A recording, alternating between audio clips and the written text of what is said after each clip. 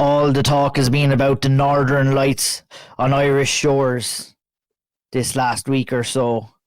But it's our job to talk about all the fighters under the bright lights on the Irish scene in and around the country. There's been lots of action going on. We got a couple of big cards upcoming. I had a couple of big cards that have taken place that we'll cover on episode 57 of the Auld Triangle. Welcome everybody. Andy Stevenson, Caoilte Barra with me, Ian O'Neill, as always, to bring you through all the latest and greatest in Irish mixed martial arts news and stories and opinions, and we have them all ready for you to go. I always kind of wonder what to do on the intro. I think that intro was probably as good as an intro that I'll ever be able to do. It's the bane of my existence, intros and outros in the podcast, man. It's Jesus, unreal. How are you, Andy, anyway? Just be like, all right, pricks, how are you getting on? What's the crack you share against? Shiv. See that question now? Wow. I'm not going to lie. Coming cultured. I was going to say Curtis Talk 2, and then I was like, wait, what is it? It's May 2. I was trying to bring back the junior cert, leaving cert Irish here, so I'm pretty sure I got that right, the plural. Anyway, how are you, lads? I to talk about junior and leaving cert, I'm going to disgrace myself here with, like, when I did my paper 2 Irish, no good at Irish in school, but in general wasn't great in school anyway, just the way it was. Did me leaving cert, passed me leaving cert, but I remember paper 2 for my Irish exam. I remember my Irish teacher at the time, who maybe I shouldn't say that actually. I know someone. I know someone. Yeah, no, it's not bad like that. But I know their son actually competes in Brazilian Jiu-Jitsu in the country, but that's not me to say anyway. But anyway, long story short, my Irish teacher at the time told me one sentence to write down on paper 2 that was going to get me 10 points, and literally that's all I did. Shame on me for that. That's how much of a degenerate I was in school. Caoilte is shaking his head down here. He might even leave the podcast after that revelation. What's your thoughts on that, Caoilte, and how are you doing in general, lad? An Irish podcast with 2 lads with barely any buckle at all. Hold on a second now. Why did Honours Irish for leaving, sir? Thank you very much. Honours. My statement stands. So what you're basically Irish college once upon a time too. Hey, what you're basically telling me here is I'm the dunce of the group, of the 3 of us here. So, well, those are your words, not ours, Ian. Indeed. Well, if there's one thing that I do know about talking about, and that's mixed martial arts, so I'm glad we're on this mixed martial arts. Ian's like, I will fuck both you up. Oh, stop. Street smart, not book smart. That's what I call myself anyway. But anyway, let me say street smartness isn't always up there as a top of my list either. But look, we wanted to start this week's podcast, obviously, a little bit of a reaction to Nate Kelly's recent fight announcement, who he is taking on Team Milo Kilkenny's Paul Nolan at the upcoming Bellator card in Dublin on June 22nd. Andy, you were the person who broke that news during the week, and I met quite the reaction on Instagram and on some other forums, and it's kind of the trend now, really. Whenever we see a Nate Kelly fight announced, there seems to be a lot of people up in arms about, the level of opponents that he's facing and the competition that he's facing. And I mean, yeah, it's never continuing, and we chose to kind of start at that point today. And I'll hand it over to you. You're the one who broke the news. You were, Irish MMA's troublemaker, man. That's what they're saying on the scene here now, Andy. Oh, you're fine. No, Andy Stevenson. I'll go over to you. It seems to be always Andy Stevenson that this controversy surrounds, but no, I'm only joking, of course. In all seriousness, you see it, and people are getting into it, and people are passionate and stuff like that. And I don't know. I don't feel as strongly about it myself. I think Nate is getting a good test here in Paul Nolan. I think, everybody kind of belittling and begrudging the opponent is a little bit disrespectful to Paul, in my opinion, to be honest. And, you can only fight who is in front of you. I'm sure PFL have a route that they want to follow with Nate Kelly, and we've seen him in 2 kind of showcase fights and another one on the way here against Paul Nolan. And the reaction, did it surprise you this time? Maybe not surprise you, but it seems to be not dying down, Andy. We've kind of had this little bit of chit chat around fights that Nathan and Nathan. It's Nathan and Nate. Excuse me.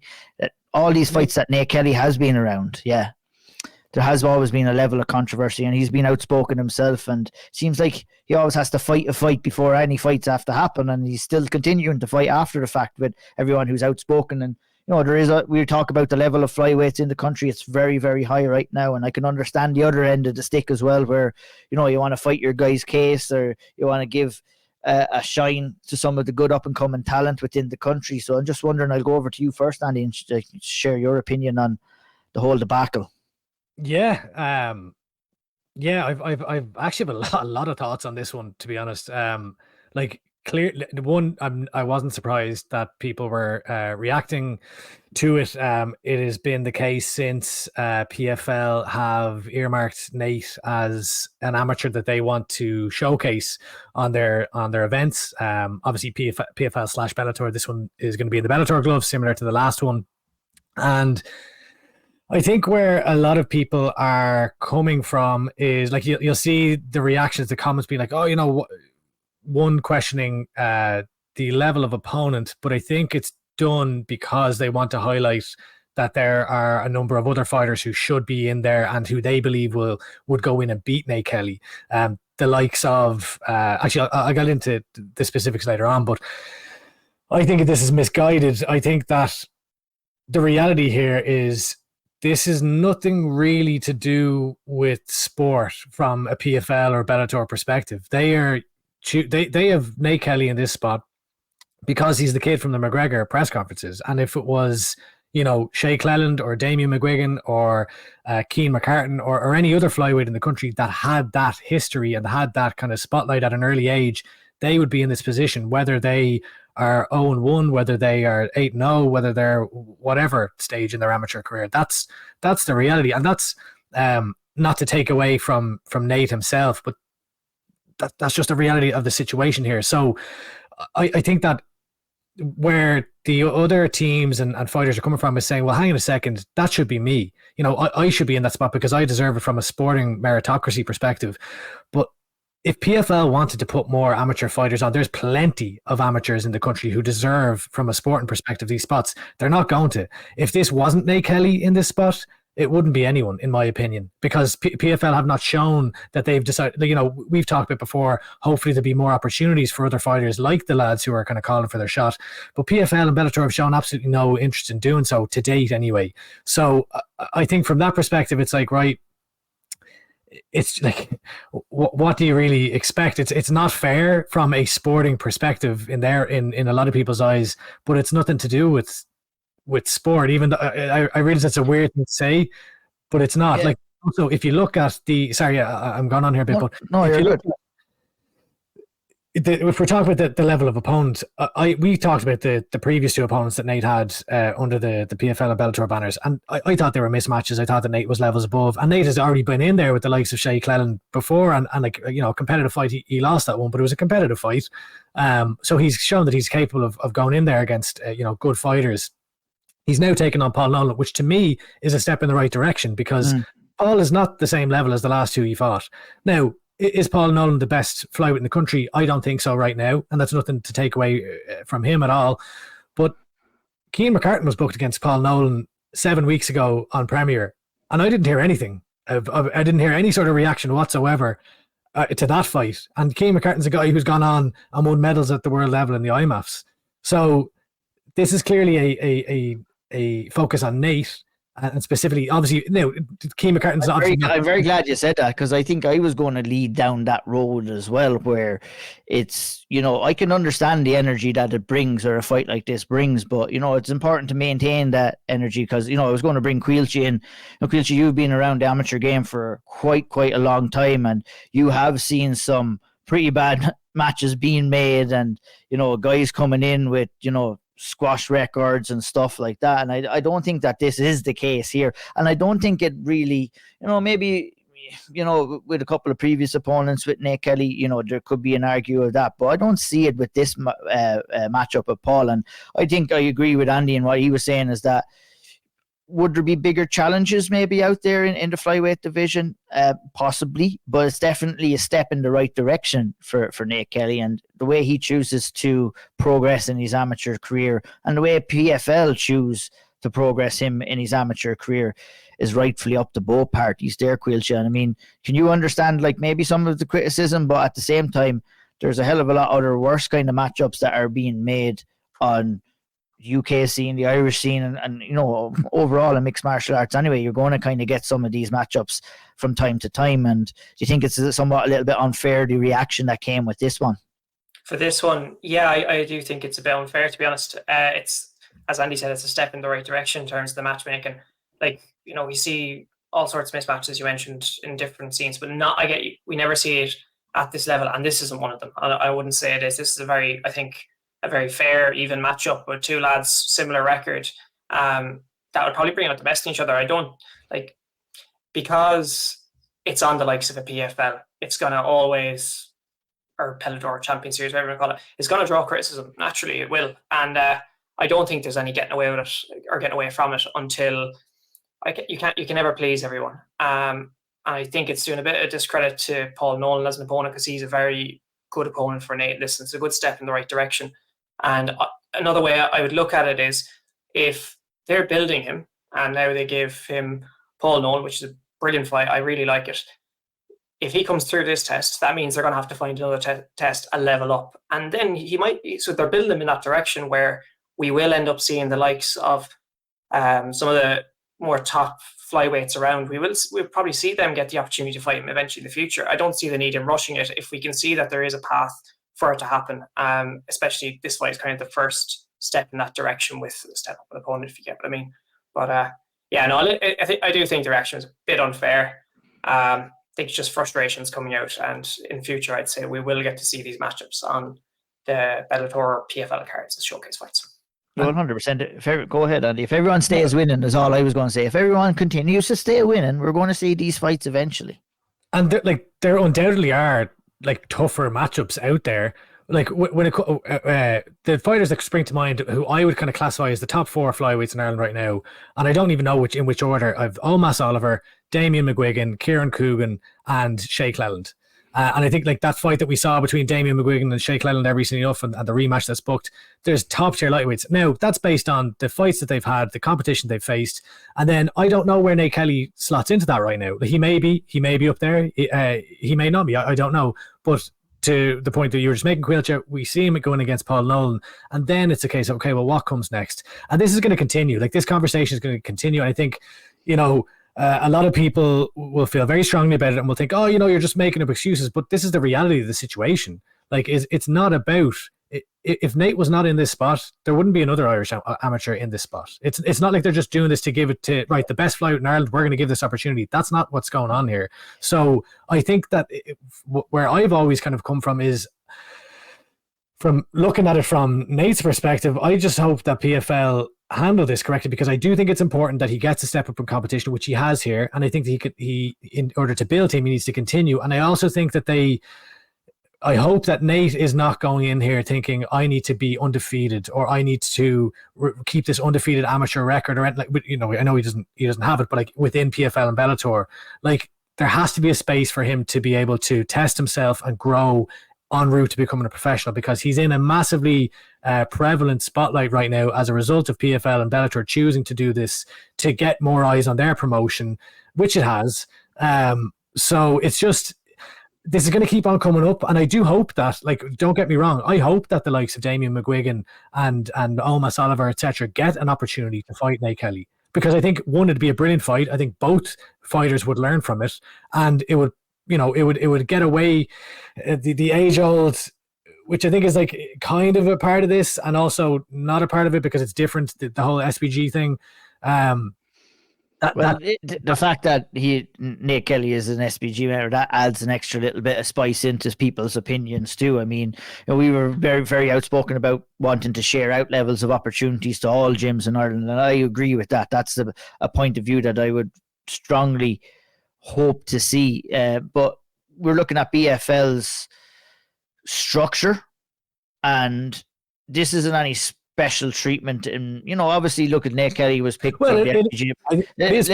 Little special treatment in terms of, him being picked, to be honest. The matchmaking and how they're matchmaking is based off a model that they've used already with Baggio Ali Walsh, Muhammad Ali's grandson, I think it is. I'm sure there's other kind of fighters that are on the come up that would have preferred to get the opportunity. We've seen Chanel Dyer and how they've handled Chanel Dyer and her come up as well through the amateur ranks and into the professional ranks as well. They're doing the same with Dakota Ducheva, and that's building stars. And unfortunately, you have to allow these stars to build. And it's I don't think that is a thing where Nate Kelly is being offered someone and he's saying no. I think Nate Kelly would fight anyone who's put in front of him, but it's like they want to allow this guy who has star potential in their eyes, I would imagine, to grow and develop as a 19-year-old kid going in the amateur ranks, to build him up slowly. He's already got in there with Jay Cleveland, and obviously we saw that live at the amateurs in the nationals in 2022. And he took that fight when it's down as his first amateur fight.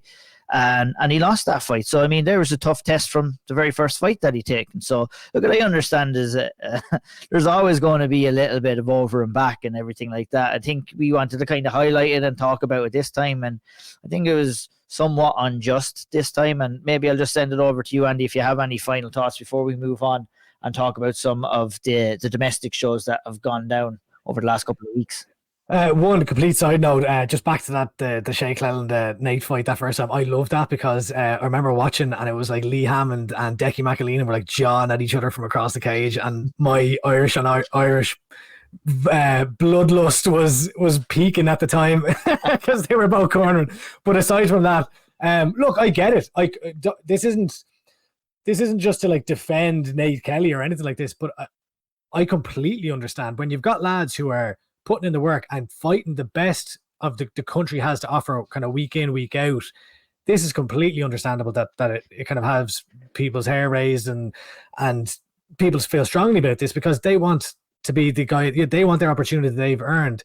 This is just a reality situation though. And it kind of reminds me of, I remember before I started covering MMA, and I was getting all up in arms because Aaron Chalmers was getting like main card slots over Paul Redmond on Bama shows and things like this. And this is obviously very different, but like the reality is MMA is not fair. Like it's just not. And it's not, this is a sport, but it's not just about sport. And like, I'm not saying it's right. I'm not saying that, like, I do think Damian McGuigan, and I keep going back to him because he's kind of maybe he is, maybe I do think he's the best flyweight in Ireland. I don't know. Lads like him, like Conor McCarthy, like Tiernan Loughran, like, the best fighters should be getting the best opportunities, but it just doesn't work that way.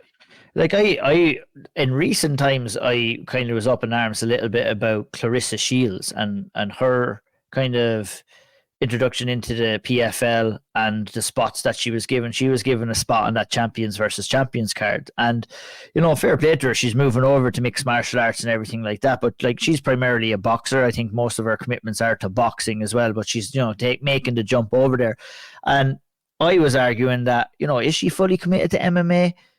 They're putting her in there with favorable matchups, and she's struggling in those matchups as well. And I'm like, could that have been a spot that could have been given to maybe someone like Kieran Clark or somebody like that who's paid their dues? And you have these kind of incidents popping up at various different levels in mixed martial arts, and you're 100% right in what you said, Andy. Unfortunately, in modern day mixed martial arts, it isn't just about sport and matriarchy. It's matriarchy. I fucked up that one, but it's more so about what a give and take relationship between fighters and promotions too is strongly considered in terms of what kind of opportunities are given. And I mean that could be a broader conversation for another day, but we must move on.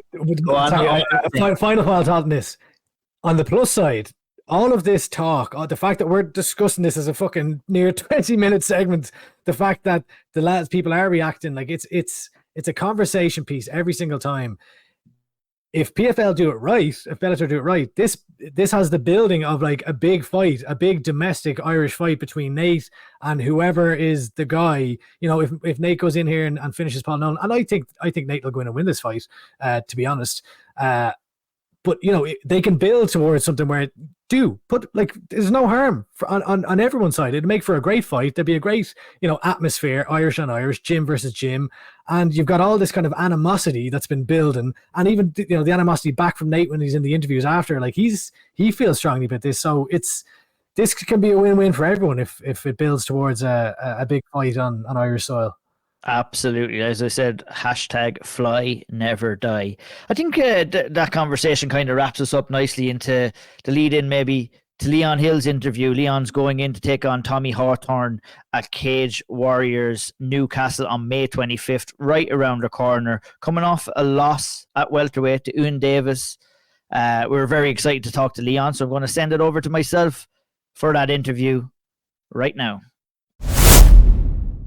Now we welcome to the Auld Triangle podcast for the very first time Leon Hill, right ahead of his next fight at Cage Warriors Newcastle against Tommy Hawthorne, coming right up May 25th. Leon, thanks for coming on and joining us, man. It's good to have you on.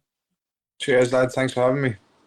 Leon, you know, personally, when I'm watching fighters, and I don't think that you would probably have maybe the same experience, but I quite enjoy getting the chance to see a fighter coming off of their first professional career loss. And obviously you've been sitting on that for quite some time, obviously after your last fight as well.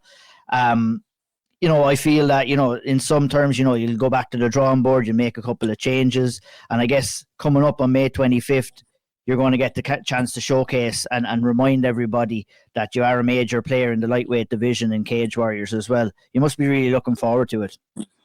Yeah, absolutely, lads. And touching on what you just said there, sitting on the loss, it's a hard thing sitting on the loss and being patient, you know. But in this game, I'm well aware that patience is key.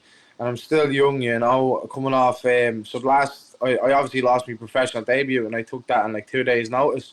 But I was on a tear, and it's weird. It's funny because both my losses on my record have came from two of the weight classes that I don't fight at, and both from short notice. So it's just a sign for me not to be taking fights at short notice.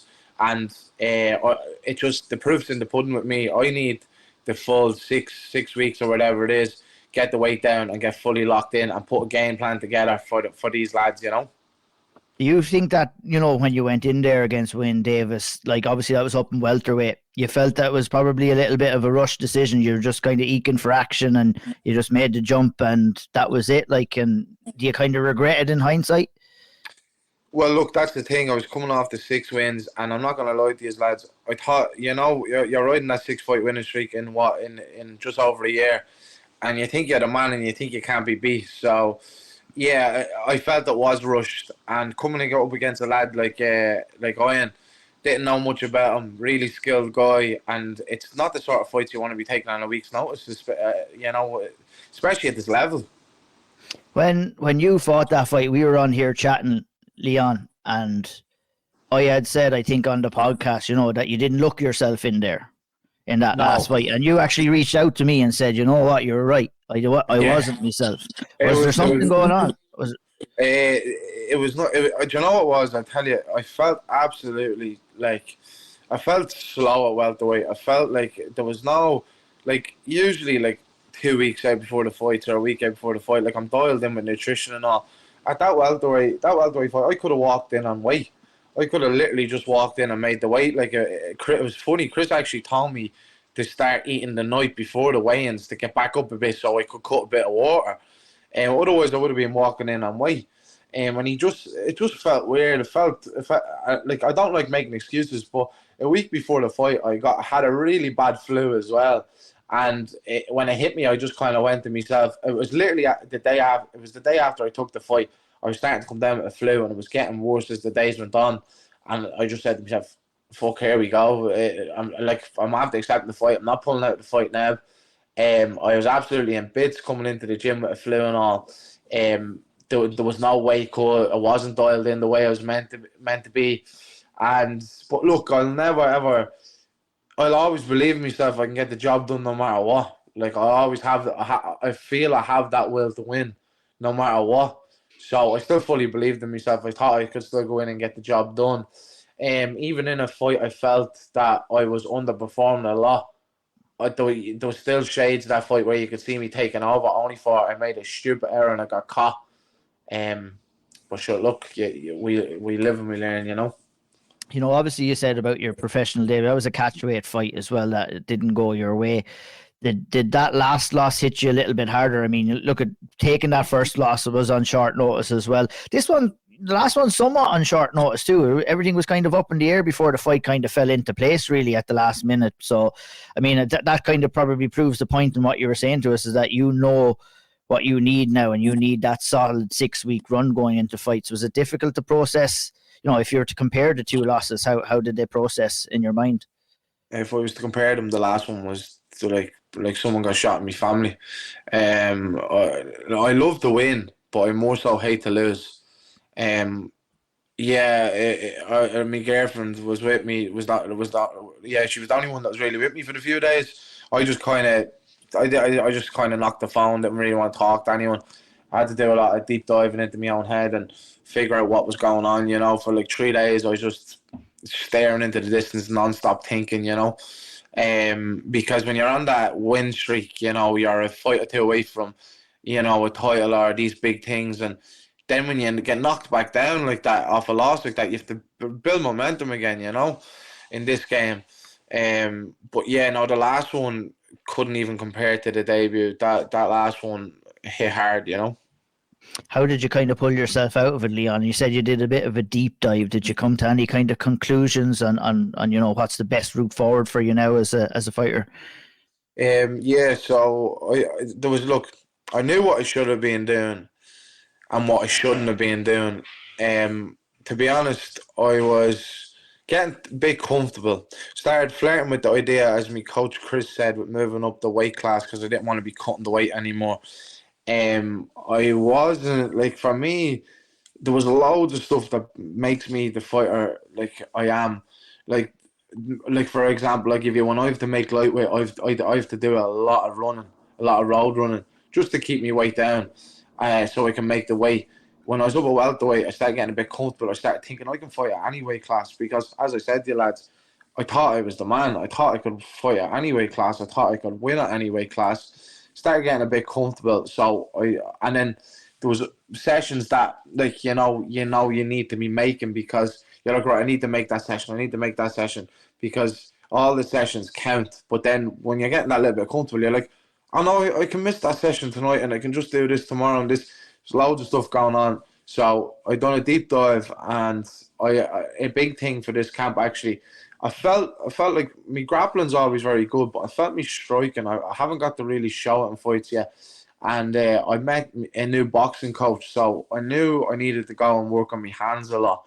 And felt like I felt like I was missing that pad man, you know. Like, Chris pads me, but Chris just gives us ideas on top of, like, Chris wants us to kind of, you know, go and find like solid, like, pad man, for example, and then he'll give us other things to add to the twist.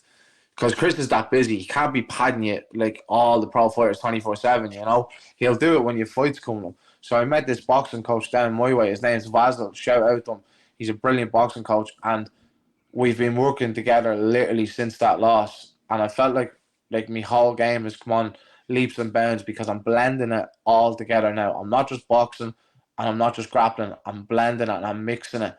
And I can't wait to get out in the 25th of May and show what I've been working on the past 6 months, you know. Leon, I don't know if you remember this, but after your fight in the RDS, you kind of had come out of the back and you were chatting away to, I think it was Dylan Took, and he was kind of giving you some advice and just chatting away after it. And I remember I kind of briefly spoke to you, and you kind of did just have this kind of look, like this kind of distant look on your face where it seemed like you were questioning kind of everything. Yeah. On the night of a fight and afterwards, what goes through your head? Like, is it, you mentioned there about, you know, you thought you were unbeatable, being on that run. Like, do you question yourself, or what are the conversations that you have in your head in moments like that? Yeah, it's a hard one to explain. Chatting to Dylan obviously was good. he's a man that's been around a long time, and he was just giving me a bit of kind of like, look, don't be too hard on yourself, pick yourself up, and get back to it. But I fully believe everything happens for a reason, and if I hadn't, I feel with the way that last loss made me mindset, it kind of just made me think you can never get too comfortable in this game, and coming off wins or losses, you need to work tirelessly and extremely hard no matter what. And me and Chris kind of sat down at the start of the year, and he was like, look, pick your weight class. He was like, you have the chance now if you want to go to welterweight, it's welterweight that's it now. I don't want to hear you say welterweight then lightweight. And I just said, you know what, I'm picking lightweight. I don't care. I'll go through the misery to make the weight. Like if I have to go that extra mile, if I have to I'm willing to do whatever it takes to be successful in this game, 100%. Last February, you kind of posted up saying that 155-pound division, the division I become world champion in. Is that what kind of stemming off those conversations with Chris, where you kind of just got some clarity in what direction that you want to go? Yeah, because he was like, it's part of who you are. He was like, all this hardship, I haven't had an easy life, I've grew up in the trenches, and it's never been easy. So why was I seeking the more comfortable way? I was letting the weak mind, that voice in my head kick in, and I was getting a bit too comfortable. And as Chris says, when you're at lightweight, he goes, like, the discipline is off the charts. Like, the nickname's the professional because of what way I act in my all round lifestyle. And when I'm down at 155, everything is dialed into a T. There's no slip ups. There's no too comfortable. There's no missing sessions, and it just makes me who I am. 100%. You said you grew up in the trenches there. Do you care to kind of elaborate on that a little bit, Leon? Yeah, so basically what I mean with that is, like, so obviously as a young kid, like, we had a good life and that, but then, like, growing up into my teenage life, some family problems and drug addictions and that started kind of coming in, and like I would have seen a lot of stuff, and yeah, like my family got tore apart, and just basically, like, I'd elaborate on it more in the future, but if right now, like, that's kind of just a little brief hint of like what I went through. For sure, that's completely understandable, and I'm sure you would have found combat sports and mixed martial arts in particular probably as your escape from all of that too, I guess, Leon, eh? Absolutely. If it wasn't for MMA, I don't know what I'd be doing. I was always crazy on sports. My first dreams were to be a professional footballer, obviously, but as soon as I joined MMA or got introduced to the sport, it clicked. Whereas football didn't click, this clicked. Yeah, who do you support if you're a professional? You want to be professional? Man United, yeah. Oh, me too. And oh god, we should just leave. Yeah, we probably should talk just. about that. I think you're probably just as glad. Yeah, you're just as glad as me to escape that Arsenal game that's going on right now. There's helplines out there, lads. There's helplines out there. Yeah, we're talking about being in the trenches. We're in the trenches right now for sure. But but look, it didn't work out for the professional soccer, but I'm glad for you it did work out. And you chose to fight, because I always enjoy watching your fights. You're looking in absolutely phenomenal shape right now, seeing the pictures that you have put up. Do you feel in the best shape of your career so far? Yeah, absolutely. And another thing, I want to give a shout out to my girlfriend. She's actually my strength and conditioning coach at the minute. So we're in the best shape we've ever been in, and me and her are working together now. So. Savage. We didn't see you on the Dublin show. Why was that? The last one? To be honest, lads, I'll be completely honest. I felt like the Dublin cards, right? I felt like the last one in the RDS just felt weird to me. The whole experience from when I got there to the end of the night, it felt weird for me, and I just wanted a little bit of a break away from Dublin. So I thought, originally I was meant to be on it, and then I had a chat with Chris and I said, you know what? Let's leave the three boys on it and take me off it. I was like, I'd like to go a couple of weeks after. I was like, I'd like to just get over to Newcastle. Or Glasgow was actually the plan, but we got pushed back. And I said, I just wanted to be me. I just wanted to be us, the team, and me. And I just want to go over and I want to just get the job done, because when we went away to Rome and it was just us, we were able to lock in, and it felt right. It felt right.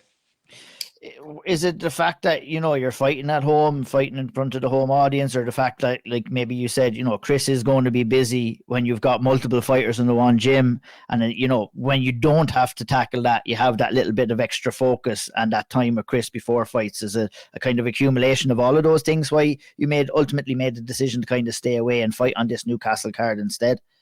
Yeah, definitely. I felt like when there's threes and fours on the card, you're not getting as much focus, attention, and things are just rushed.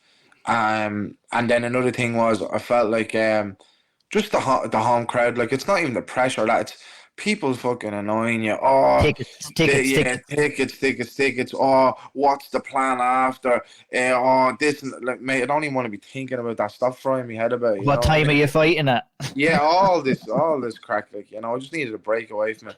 That's completely understandable. You know, Chris has always kind of championed you, Leon, since the very early stages of your amateur career and into your professional career. He's gone as far as to say is that you're the most driven mixed martial artist that he's ever shared a mat with now, and that's some pretty high praise. You know, talk about your partnership with Chris and how he can help you kind of develop into the world champion that you want to be. Yeah, absolutely. Chris is a massive part of the play in my career, the biggest, I'd say. With Chris, he's just changed me into a completely different fighter.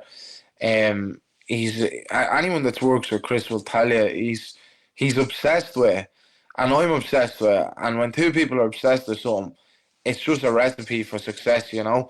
And he sees that the hard work all the time, and like, you know, like my body's on the verge of like crashing this camp because over the Christmas I usually take a bit of time off, but I'm gonna need training partners and sparring partners for that world title fight, and I'm in camps since that. I haven't took my foot off the pedal once. I was in Omran's camp for the world title fight. I was in the Dublin camp with the boys. I haven't took my foot off the gas once. This has been like a 6-month camp. I don't do camps. I train 24/7 all year round. So I feel like going into this fight, I feel like I can literally sprint 15 minutes and not get tired. 100%. Tommy Hawthorne is going to be the guy standing across from you, Leon, on the Newcastle show. What do you think of him as an opponent? I don't really know too much about him. I remember the Energized lads put up like that card, the kind of dream card the lads put together. They put his name very small for the Dublin card. And I looked at it and I didn't know who he was. Now obviously when Don had a scan of his page and that, I know he's been fighting on the regional scene. I know he comes from a wrestling background. I don't really know too much about him. Look, respect to him for taking a fight against me on your Cage Warriors debut. You know, that's you have to give respect where it's due, and look, respect to him, man. How do you see the fight going down, Leon? I see the fight going like I see me imposing my will and not even thinking about what he's gonna do. Are you going to be hunting for a finish, knockout, submission, wherever the fight takes? Absolutely, I'm hunting for a finish. I this won't go the distance. I'm hunting for the finish. I don't fight for distance. I'm going in there and I'm putting it on you from the bell, and I'm getting the finish. I'm not thinking about decision. God willing, I get the finish. When you're visualizing the finish, how do you see that it comes? Pressure, putting serious pressure on him, and for him not being able to keep up with that pressure, and basically just imposing my will, and he's going to make a mistake and I'm going to capitalize on it. 100%. That kind of mentality, you know, could kind of feed into the recent prize fighter tournaments that are going to be going down in Cage Warriors. Would that be something that you're interested in doing, or are you looking to try and forge a path towards the title? No, that 50k tournament excites me, lads. You know, like that's something definitely on my mind that I'd love. Yeah. What would 50k do for you in your life right now? Oh, they absolutely change it drastically. You know, I've actually talked about this with my girlfriend. You know, if you put me in that tournament, you're gonna have to kill me stone dead because I'm gonna come for it. Like, Leon, it's every time we kind of speak to you, it's very, very clear how dedicated you are and how kind of one-track mind you are as far as, you know, it's training, it's fighting, and it's getting as far as you can in the sport. And you mentioned coming from the trenches, and I know you don't want to go into necessarily the details or anything like that, but what would you be doing if you weren't training in MMA? Oh, fuck. Oh, shit. I don't, lads, the area I'm from, you know, it's very, very easy to get dragged down the wrong path. And I hung around with a lot of lads that have went down bad roads, and some of them have come out the other end of it, mainly positively. But yeah, I don't know. I could be in a messed up place, Andy. I don't know. Do you look at yourself as somewhat of maybe as an inspiration maybe to younger kids in that area, Leon, that, you know, the certain bad routes that, you know, you could easily go down are not always the way, and, you know, you can provide that little bit of guidance and prove that you can pull yourself out of there and create some good stuff for yourself in your life?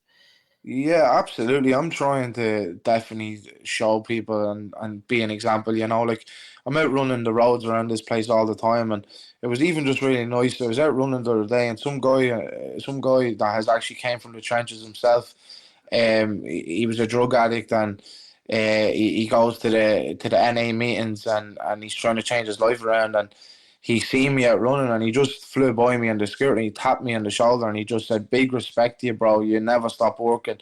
And it just kind of made me think, this is the example I'm trying to set to people around here, you know. I want people looking at me out on the roads, putting it in and thinking, that fella came from nothing, and he's really trying to change his life around, and he's fighting for everything, you know. 100% fair play to you too, Leon. It's great to have people like yourself too that can, you know, guide young lads in the right direction too. And it's, you know, sticky circumstances in a lot of areas out there. But, you know, you said you want to forge your path. Is your path still towards the UFC? I guess the biggest story in Irish MMA, one of the biggest stories, I guess, this year was Paul Hughes and where he was going to sign, and he chose the PFL, and, you know, it was going to be the UFC, it was going to be PFL. When you've seen all of that play out in front of you, and Paul making his decision to go to the PFL, and everything that was said in and around that, obviously, look, the route to the UFC is the route to the UFC, and we all know that. The PFL, obviously, you know, you're going to probably make a little bit more money, especially early days anyway.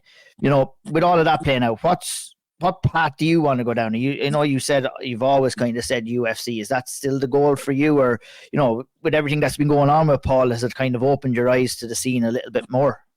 With the Paul thing, I have to say, big respect to him. You know, like, I liked what he said. There's one thing that he doesn't want from this game, and it's a lot. It's a lot of brain damage and no money in the bank, and that's surreal. That makes you go, fuck. You know, you see lads in the UFC, and the UFC is the UFC, but you see them towards the ends of their career, and they're broke, man. Like, they've nothing, you know. But like, it's hard to say, to be honest, because, you know, like I fully believe that I'm destined for the UFC, and I'm destined to fight in the UFC and go and do big things. Like I fully visualized being there, and I know I will get there. I think I can get into the UFC and I can make big money in there. But, you know, answering your question, it is the UFC for me. But at the same time, you really do need to be thinking financially and how you're going to set yourself up in this life, you know? 100%. Well, a big win over Tommy Hawthorne could set up some big things for you, whether it's the title, whether it's the prize fighter. Maybe you could talk nicely to Graham and he could get you in a title shot as a part of the prize fighter. That would be the ultimate dream for you, I guess. Yeah, God willing, big things happen, you know. Another thing I want to say, this camp, I really have, I've been starting to go to church every Sunday, and I've found God a lot, and I just felt, I'm feeling a big difference in my life at the moment, big time. That's great. I wanted to actually noticed a couple of posts that you put up on Instagram today as well, just kind of, you know, sharing your faith is, you know, finding your faith and going to church now. That's something that's a big part of your life right now, is it? And it has brought some great changes in your life too, I would assume. Yeah, absolutely. I would have put a lot of pressure on myself. I need to, you know, I need to win this fight. I need to do this. I need to do that. Once I work as hard as I can, and have faith, I know it'll work out. and if it's for me, it's for me, and if it's not, it's not. It's God's plan. So that's the way I've fully kind of have my mindset set at the minute, and there's been really good things happening in my life, and my girlfriend's been coming to church with me every Sunday as well, and every Monday you just feel refreshed, and it's really good for the head. So I'm really happy, Good for you, man. I'm glad that you found that as well. And looking forward to seeing you in action there, May 25th, Cage Warriors Newcastle. I guess we can round off the interview. Anyone that's going to be tuning in, UFC Fight Pass, what can they expect to see when you step inside the cage again? Still undefeated at lightweight, Leon. Let's be clear. Catch weight loss. I know welterweight watch. You're still undefeated at 155. You're heading back there on the 25th. What can fans expect to see when they tune in? Fans can expect to see like an explosive start from start to finish, and this is really me coming in like at my best. Like I feel like the knowledge that I've gained over the past 6 months and just me understanding of the fight game has shot up. So I'm gonna be composed, but I'm also gonna bring a really high pace that I don't think he's gonna be able to keep up with, and I'm going to be hunting for the finish. Leon Hill versus Tommy Hawthorne, Cage Warriors Newcastle, May 25th, UFC Fight Pass. Leon, thanks a million for coming on, being honest, being open with us. We look forward to speaking to you the next time, man, and best of luck in there on the 25th. Thanks very much, lads. Appreciate it, yeah. All right, boys, let's catch up on some of the action that has taken place. A couple of quick ones that we'll start off with. And I'll go to you first, Caoilte. John Mitchell was over there at 971 FC, the very first show over in Dubai. Picked up a first-round rear naked choke win over Adam Muhammad. Back to winning ways for John Mitchell. I know he kind of had a little bit of an injury after his last PFL fight as well. Back to winning ways over in Dubai. A solid performance, a winnable fight, and he went out there and made easy work of Muhammad, didn't he, Caoilte? He did, yeah. He didn't. I wouldn't say it was a mismatch. I just thought John was a level above him, to be very honest. Striking, grappling, your man was shooting for takedowns constantly, and he couldn't really get near John. We got to see the elbows unleashed at one point, which was pretty cool. And I guess that shows, when they're not limited like they are in PFL, what John can do when he's on top. But yeah, look, clean performance. He went in, got the win. I think he made a few quid out of it as well. As he was saying on the mic afterwards. And the one thing that actually I did take away from it is I am unsure, and I forgot to kind of go into it a bit more, but the PFL situation now, because he did speak after the fight about going back on that 971, I believe it's in August, in his post-fight interview. So I don't know where that leaves him with PFL. I think you got a one-fight release for this. I was chatting to him a while back. I'm pretty sure he got a one-fight release for this. He got the one fight for this one. I think what Caoilte was saying, Andy, though, is that, he spoke after the fight about a potential title fight this coming August as well. So whether that one fight may be extended. No, that's okay. It's an easy mistake. Right. So I was actually curious too, because, there's talks of maybe, that fight in August. I would imagine what PFL will do is maybe just kind of let him kind of compete outside of the organization. What is there for him now? Maybe a showcase fight. Obviously, the lightweight tournament is all kind of matched up now. So if he did have eyes on any fights in the PFL, maybe he could get one, I don't know, later on in the year for the promotion, perhaps towards the end of the year, or maybe hang tight until next year. And that's one good thing that you have to say about the PFL, really, is that they don't have the handcuffs on you. If you want to go out there and compete and earn a few quid, you do have the option of doing that as well. So good to see John Mitchell back. Obviously, I'd prefer to come see him in there in the PFL, to be honest. I'm not going to disregard what he's doing over there in Dubai. Obviously, created a good life for him over there. And if there's cards that he can compete on over there, by all means, you got to earn that cheese. You don't earn anything by sitting on the sidelines. So, fair play to John. It's good to see him back up and going off the injury and back to winning ways as well. One more I'd like to kind of stop on from the amateur scene was at Budo FC 67. Éabha Cruz defeated Caroline Plumley by a submission, verbal tap, I believe it was, via crucifix. She was landing some heavy shots before that finish came. Just saw a brief clip of this online. Did you guys kind of get to catch the finish as well? It looked very, very impressive from Éabha. And she's definitely someone that's high up in the rankings in women's mixed martial arts on the amateur scene in Ireland right now, and expecting some big things. And be curious maybe to hear from her what her plans are as well. But a good win there for Éabha Cruz as well. Any thoughts on that, or Éabha, guys, before we move on? No, just another good win. Do you know what I do like to see is we're seeing a lot of the Irish fighters not just competing on the Irish cards, but go and test themselves across the waters in the UK as well against kind of people in the same weight class, and just get different looks and maybe fight opponents that you wouldn't really get otherwise. So it's cool to see that happen as well. And Budo seems to be a place where we're seeing quite a few of them go over recently. Yeah, 100%. Very well said. Yeah, there seem to be a lot of kind of Irish fighters going over to Budo, so they've created a good relationship, and like you said, good experience to get across the pond. We're going to cover a couple of events here now. Elite FC 1, Chaos, and obviously Clan Wars. We'll do Elite FC first. I'll go over to you, Caoilte. Obviously, Brian Manning defeated Thomas Figueiredo via split decision at the top of the card as well. The win came at a little bit of a cost for Brian Manning. Obviously, they had a mouth-watering clash upcoming with Graham Sheehan that was proposed for the upcoming Iúr Fighting Championships cards. It's kind of maybe going to be put on ice now. Brian kind of said he had a bit of an injury after that fight. Did you see the win? And maybe just tell us what happened. And he kind of posted up about an injury after the fight, Caoilte. Yeah, I don't think it's probably the most exciting performance that he wanted to put on. I think he might have been hindered a little bit through. I think he had a broken foot because he was in a boot afterwards as well. So it may not have been what he wanted from it, but he still managed to go out there and put on a classic Brian Manning performance and get the win. I gotta highlight the walkout. My God, it was it's crazy. Coming out with the Joker. Yeah. He's good crack, isn't he?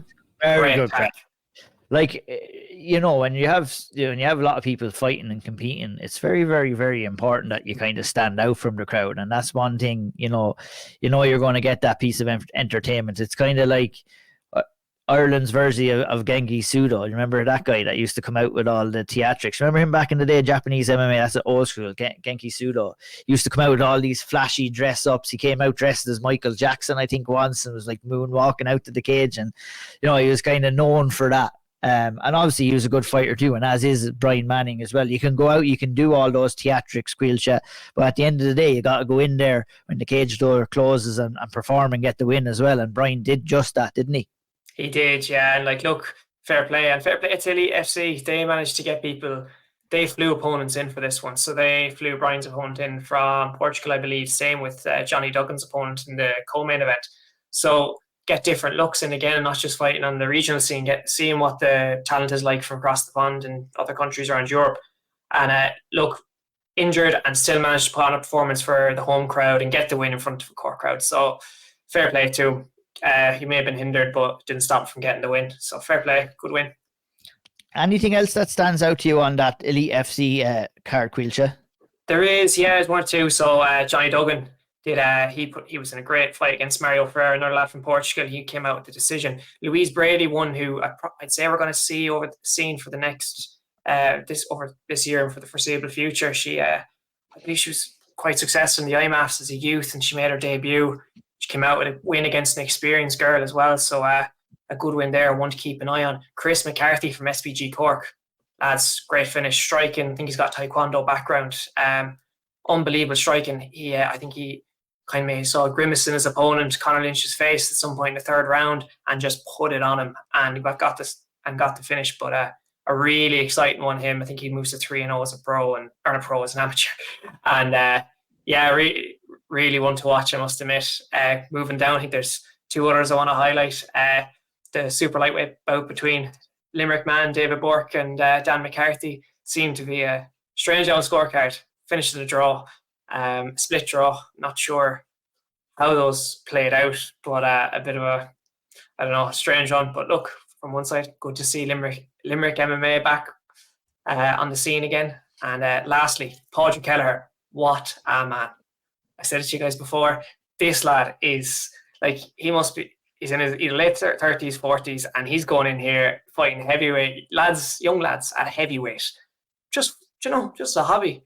He's not going pro, he's just doing his amateur hobby. Mad respect for it. Caoilte's new favourite fighter. I am number. We don't have. I you know what? We don't have favorite fighters. Not meant to. But I am putting that aside. I think it's class. It's inspiration. Going out there and just fighting young lads at heavyweight. Fucking fair play, man. And he got the It win. is very impressive. Like It you're is. like, It's class. It's class. He's someone's dad. Like gonna have beating the shit out of people. It's great. 100%. 100%. Thanks for that roundup on Elite FC. Look, overall, great to see another promotion on the go there, Elite FC. I think they're already planning the next show as well, so it's good to have one on the scene. Fresh off the press, Clan Wars action just taking place. I'm going to go over to Andy just for a little bit of a roundup on Clan Wars. We had a great win for Gary Rooney.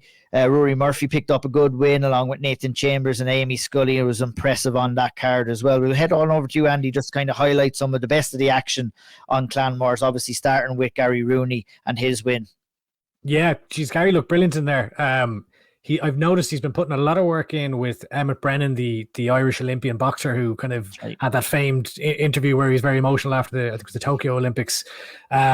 And it shows. It's like Gary went in here. Now he was joking after he got the first round TKO, but he was joking after. He was like, "Oh, geez, I was dying for the takedown," but he didn't look it. Like he looked like he was happy to kind of keep it on the feet, use his striking, use his boxing, and he caught Brogan with a lovely body kick that seemed to hurt him.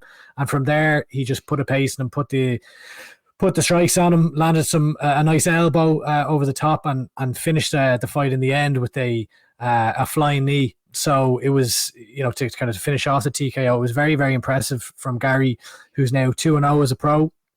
I think that Gary has already shown through his amateur run, through his early pro wins here, that he is ready for a step up. And I think that any promotion, one of the larger, maybe non-Irish promotions would be very smart to take a look at Gary and start getting him involved. I think, why not? I think he's ready. Now, I just want to see Gary competing frequently, and I'm looking forward to seeing what's next, because he looks like he's obviously very, very strong.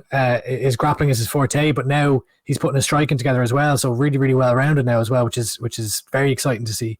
That was a point I wanted to kind of highlight as well, is that like I think with his extensive amateur background and what he's been shown in the early stages of profession, I think it's time for a big show for Gary. Hopefully he does get that opportunity as well. Please continue with the rest of the action on Clan Wars, please, Andy.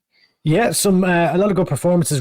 So in the co-main event, it was Rory Murphy versus Brian Draper. So Rory won a unanimous decision. Brian was a bit... he looks a bit gobsmacked by the result, but to be honest, I think this is the right result. I think that Rory Murphy did a really, really great job of making Brian Draper tentative when it comes to the striking. Murphy's a big guy, long, he looks quick, and it seemed that any time that Draper was starting to kind of get a bit of an offense going, Murphy would respond back with there was at one point, I remember Paul Brown, I think it was in the third round, was calling for Draper to start throwing his low kicks, that he's got good kicks, and as soon as he did, he got met right back with a stiff jab down the middle. So I think that Murphy just kind of gave him a little bit of pause. It was 29-28 in the end. It wasn't the most exciting affair in the world, but I think it's one of those fights where both lads will probably learn from at the amateurs. So a good win for Rory Murphy there. Nathan Chambers, he was fighting this guy Gabriel Mergue. I think it was Mergue, or I'm not really sure how to pronounce his name. Now, I think he was 0-5 coming in here. He's a bit of a wild man. He kind of came out wildly swinging, but Chambers looks tidy enough when it comes to the grappling, because he dominated. He tied him up, took him down, almost had a dart that I thought was locked up, and the commentators thought was locked up. Went away from it, got the back, landed some shots, was looking for an armbar, and then kind of very clinically switched to a triangle, and he gets the Auld Triangle choke to finish it off. He gets the Auld Triangle choke, immediately caught my attention. That's all you need to do, just an Auld Triangle. We'll talk about you, no problem. No stress. That's it.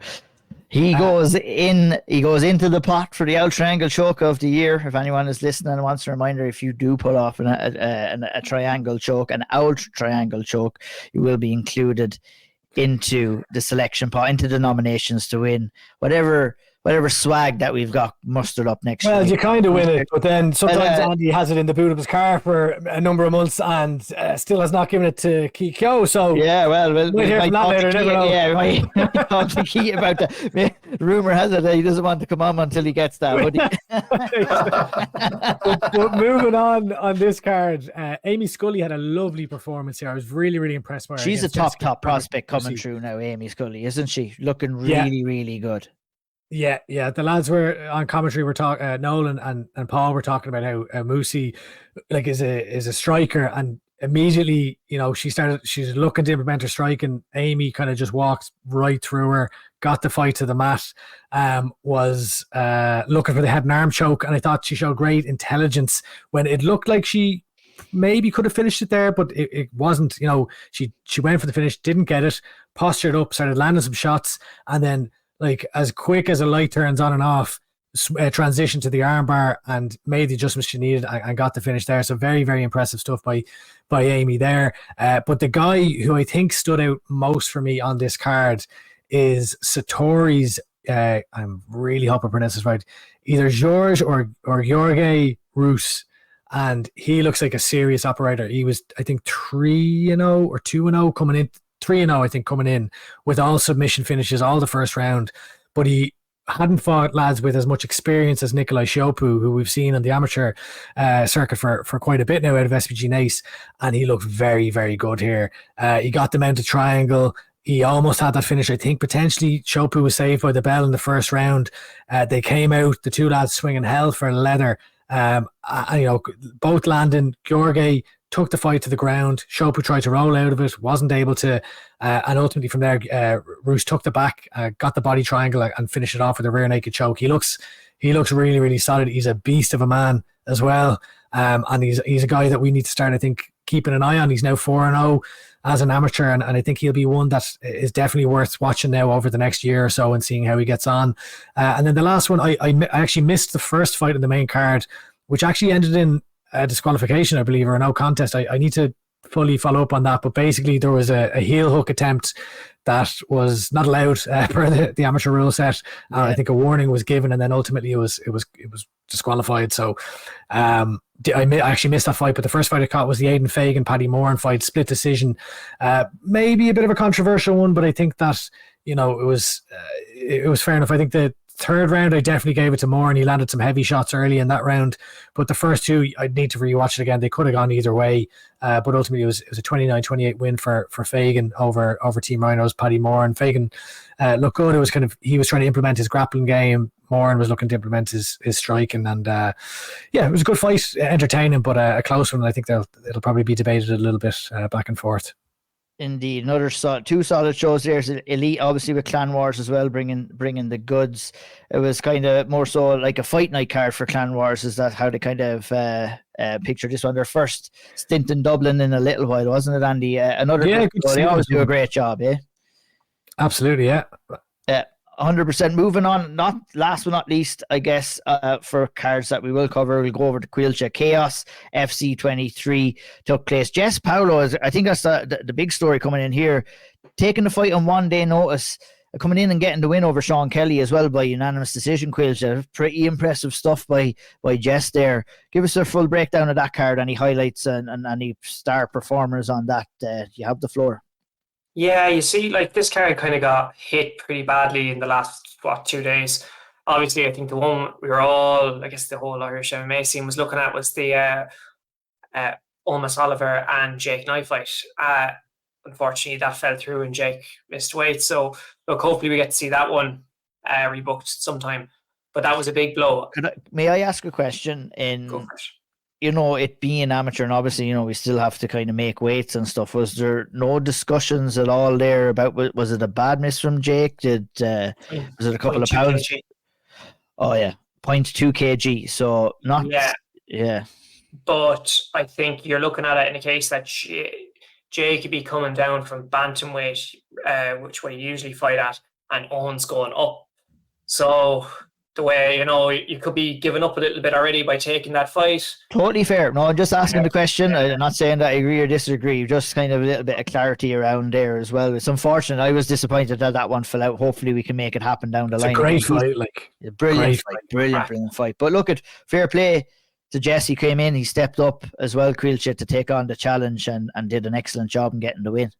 Yeah, Ben Johnson was, I'm not sure what happened, but he was unable to fight. And on one day's notice, they pulled it out the bag because the card was really needing someone to save it. And Jess Paolo answers the call.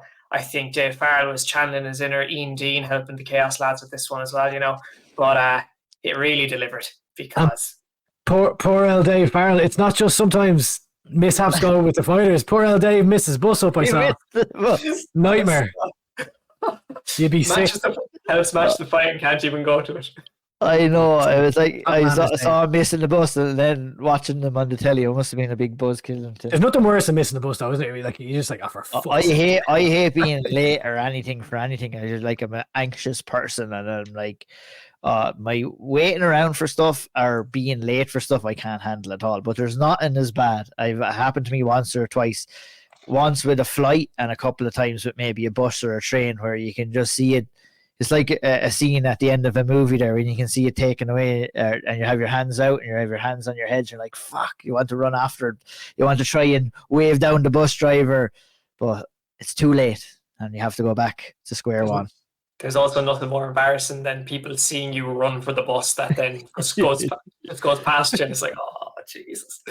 I was literally on a runway once before and the plane was still there and they wouldn't let you. That's the worst. When I'm like, it's still there. See the plane. Let me on. Let me fucking on. Just open the door and let me on. I'm going to be on there in 2 minutes. No, sir, we can't help you. The exact same thing. And we were staying in a shithole fucking hostel somewhere in South America. And we were so happy to get away from it. We're like, right, we'll go fly to wherever we're going next.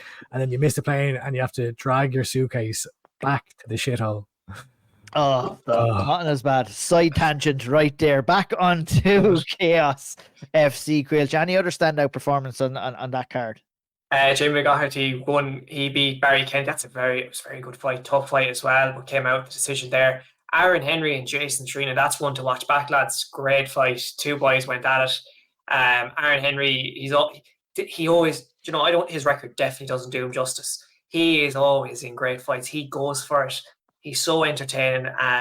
It just doesn't seem to always work out from the cage, but he's got a lot of talent. Jason Treen, brilliant performance with him as well. So great fight. Henry's a fighter. He's the definition of he's a fighter. He'll go in and put on a mask. That one in Showtime FC, I can never forget it. Absolutely brilliant. So that another fight there went to a decision, and then I think the only finish from that card was the 89 kg fight between Aaron Stewart and Ben O'Doherty. I actually haven't seen this one, but a TKO for Aaron. So first round, interesting to see what happens next with him. But that kind of rounds up the Chaos card, really. It was only a small enough card after some of the fights falling through, and they had some grappling fights and that as well. So Rezer made an appearance, grappling. He beat Ryan Waddy for the grappling championship. I'm not sure which one it was, but for one of them. I saw he put up a thing being like, he traveled for like 8 hours to finish a match in 4 minutes. That's it. Well, why didn't he finish it then? He should have kept it going for another little bit. But I know that's good to see Redger back on the mats. And that's it. That's kind of a trio of events that have taken place. This, Elite was last weekend. Chaos, Clan Wars this weekend. All business is a booming in Irish. A lot of events going on right now, isn't there? There's a lot of events going on, and there is more coming, and that's a perfect segue, Andy Stevenson, to lead us into a chat with Keogh, who is competing on the Cage Legacy 22 card on Friday, May 17th, just a couple of days away. A couple of Irish fighting on that card, but let's head on over to Keith and hear his thoughts on his professional debut against Cristiano Ribeiro in the featherweight division. Just days away from his professional debut at Cage Legacy 22 in Liverpool, Keith Keogh joins us on the Auld Triangle. Keith, how are you? Yeah, all good, lads. All good, tipping away. Fight week, so nearly there, nearly ready to rock, you know what I mean? So it's not even like it's it's a few months coming, it's 10 years of hard work, I suppose, so finally ready to fucking get the show all off, you know? You've had such a long amateur career, and you've had this big wait period now until going pro. And I guess what made you decide that time was right and that this was the time for you to go pro and make that jump? I think just my last couple of fights, I just got like that feeling in there when I just knew, you know, obviously I was on here which is before, and maybe just after the IMAFs and stuff, and I was ready to go pro then. But especially since the last two fights I've had, I fought two good guys, two good English guys, you know, one ranked #1 in the UK and stuff. And I was just felt like so comfortable in there. I was feeling like spars, like, and I think it doesn't matter how good you are. I know we all always touch on it, but I can't emphasise enough how much experience, man. So I think when I'm in there in my last two fights and how I felt in the cage, how I just felt like it was a spar. I remember walking out in October in APFC, and I was like, this is a weird feeling. I was just so in tune with everything while my adrenaline was kicking in. And it was just like, I already had the IMAS book, but I was like, there's no way I'm doing another amateur. Like, I need to be a pro. I need to be getting to the top of where I should be. And that was it. We were like, right, let's fucking get going. Well, obviously, I wanted to book a few other shows. I was meant to be like trying to get another show in March, but this came about, and here we are now. Do you think with the whole getting comfortable at amateur, do you think that's kind of something a lot of fighters need to experience before making that decision to go pro? Is like that natural kind of, I guess, it happening naturally. You feel comfortable in there at that point. You need to start pushing on a bit more. Yeah, I think so, because I think like that, you see someone like Alex, and he has fucking 30 fights and how many boxing fights and kickboxing, and it's like he's just ready to fight anybody now. So it's not like you see other fighters and it's like they're waiting for experience, they're waiting to fight this guy, and they're waiting to fight that guy. But like someone like him, he can just fucking fight anybody. He has that many fights, and he can just get in the minute he's in pro. Like, and you can have that all within weeks and months of each other at amateur. You can get that experience in, fight the best guys, and it's not on your record at the end of the day. Which I know, obviously, it doesn't mean a lot, but it does when you're a pro. You're trying to get into the UFC and stuff. So I think getting the best guys at amateur, fighting, getting the best experience, and then using that to go as a pro, like to go into the pro scene, is so important. Like, I can't emphasize it enough. You know what we're like in the gym, like, you know, like Jordan and Ross, so experienced, Trevor, myself, Alex and all, Jake. I think experience is so valuable. I don't think you really realise it till you have that many fights yourself. You know, like I'll always tell like lads that are having a couple of fights, they talk about the nerves, or they'll talk about before the fights, and I'll say you get better with it. The nerves sometimes might not go away, but you get better at dealing with it. You get better in the cage. You know, all these little details, you get better at dealing with bad situations. And then like that could be a game changer within like some fights. You know, so you might as well make the mistakes at amateur, and then when you're in pro, you'll just deal with it better. You've had plenty of fights at this point now. 16, I think it's 16 in total across your amateur career. You're moving to pro now. I guess looking back on all the success you had, what are the standouts? What are the highlights for you looking back? You know, fighting for Ireland, definitely. Like, I can't think going out just with the Irish flag and stuff like that really meant a lot. And I know like some people, it's belts and all. I really love my belts, you know, fighting up a cage conflict and stuff like that. Really enjoyed it. Like, loved it, my family there, and winning belts and all this crack. But I think for some reason, just even the trips going over fighting for Ireland and all, it's nearly kind of like, oh shit, like, I won't get to do that again, because you're going over in the week, you're going over as a team, everybody's having the crack. Whether people win or lose, obviously it's not the best when you lose, but when you do well and you're just there as a team, you're on that good vibe, and then afterwards it's great. So I think and then obviously at the end of the day, going over and representing Ireland with that flag in your shoulder, I think the first time I did it in the Four Nations, it's just like goosebumps. You're just, I'm representing Ireland, you know. So for me, it's representing Ireland, and not even just like the Four Nations stood out in my mind, but just representing Ireland, like all together, like it's that's just always stands out in my mind. Obviously, there's a lot of other things, like, you know, becoming double champ and cage conflict and stuff like that, but definitely representing Ireland, I would have to say, is the highlight of my career anyway. I was at, I think, 3 of the same tournaments with you guys. One thing I remember from the team that you were in for those is, like, how, I guess, happy all of you were and how much of a team all these different gyms come together and you all just kind of blended as this one team, and the vibes seemed immaculate across the entire thing. I've never seen support like it at one of those tournaments. And it was mad to see, kind of, especially at the European Championships is where I saw in particular with you guys. Yeah, like it is. It's great. Like I think the Europeans was excellent. I don't know if you were there after, so when we all came together and we all had a few drinks and stuff after, and it was unbelievable. Everybody just got together. We just had such a fucking bit of crack, and the whole team just bonded. And like that's the way it should be, because everybody's trying to get better. This isn't an easy sport. Like it's a small Ireland. Like everybody wants to do well, and there's no reason why everybody shouldn't be helping each other. You know what I mean? Like tournaments like that, like you see the bleeding Tajikistanis. You see yourself, Peter. You're at all of them. You see the Tajikistanis and all the go like Ukraine and all, how like together they are. Like it doesn't matter if the person is in their way or what it is. They're all supporting around. That they're together as a team, and it's teams like that are doing well. And like obviously it doesn't mean a lot an amateur, but they're the people that are going to do well as pros, should I say? You know what I mean? So I think having a team like bonding, like camaraderie or whatever, is so important. When you're over there, maybe in some tournaments, like you've heard, it hasn't been the same. But I think the Four Nations was probably the best actually. Obviously because of how well we did, but just like all the different type of gyms coming together. It was unbelievable. Like it should. That's the way it should be. Like you're fighting for the fucking country. You're fighting for this nation. Like you should be proud to go out there. Doesn't matter if you're from Bladen, CMAC or Rhino or SBJ or whatever you're fighting from. You're going over there to leave the gyms behind. You're fighting for Ireland at the end of the day, and that's the way it should be. 100%. And look, those are your highlights representing Ireland abroad.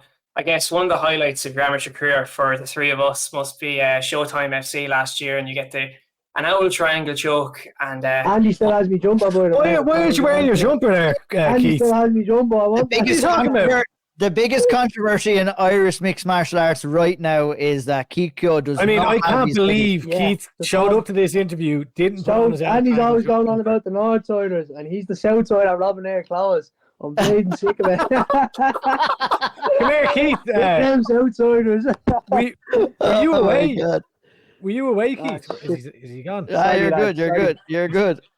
Were you away just there or what? You're back, yeah. Yeah, sorry.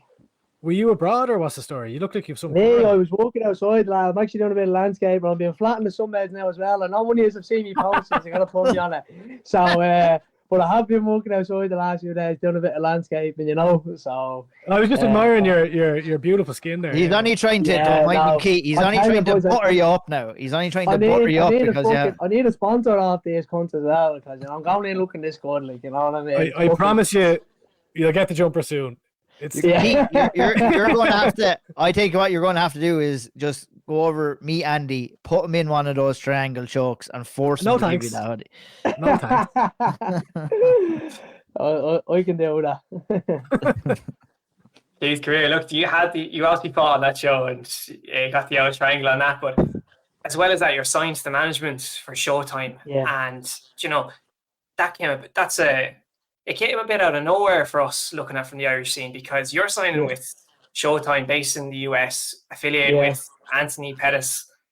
Was it a bit of pinch myself moment for you when you got that contact, and like how did that really happen? Yeah, like I think I'd have to give this credit to probably Dave Fangio. To be honest, I'm nearly sure he put them onto me. They were looking for good fighters, and obviously seeing the topology record. It was in around the July 2022, so I think I was in around fighting the Karen Conway for me, the double belt status and all that stuff. I think I actually had just beat him maybe, and they had rang me. Because I was training for the Europeans, and it's like literally been since then. I had never signed that contract officially, but that was when they wanted to sign me. And then obviously Alex went with them and stuff like that. Now I was always going to go to Showtime. There was other management agencies asking, and like they were all great, but for me it just fit with Showtime, especially because of like how close obviously the gym is. So it would just only make sense that we all went together. And to be fair, like they've been offering like fights, like the fights that they've been getting, they have good clout.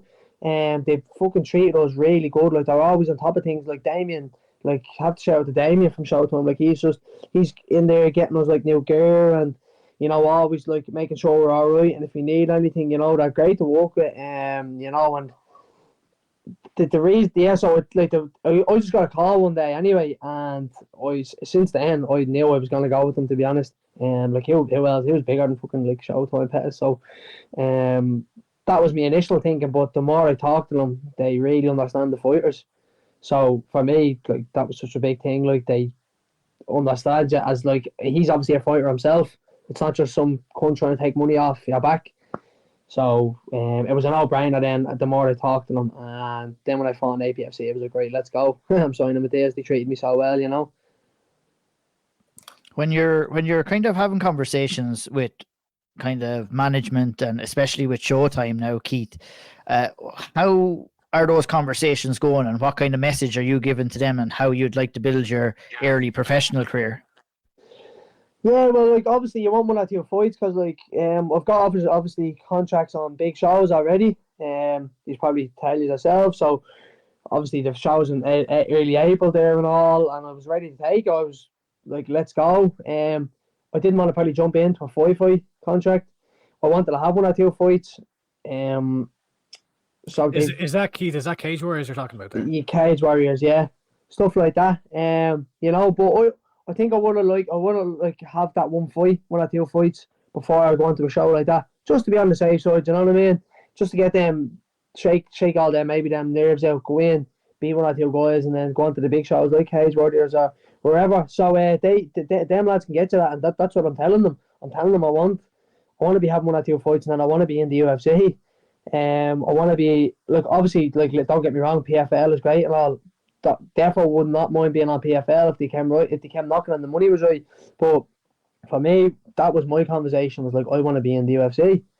Like, I think if you're an MMA fighter, that's where you want to be. It's like a footballer wanting to be in the Champions League. That's just where you want to be. You know what I mean? Obviously you want to build your career, and you want to come out like with a few quid at the end of it. But listen, I want to be in the UFC, and that's what I told them, and that's what we're working towards.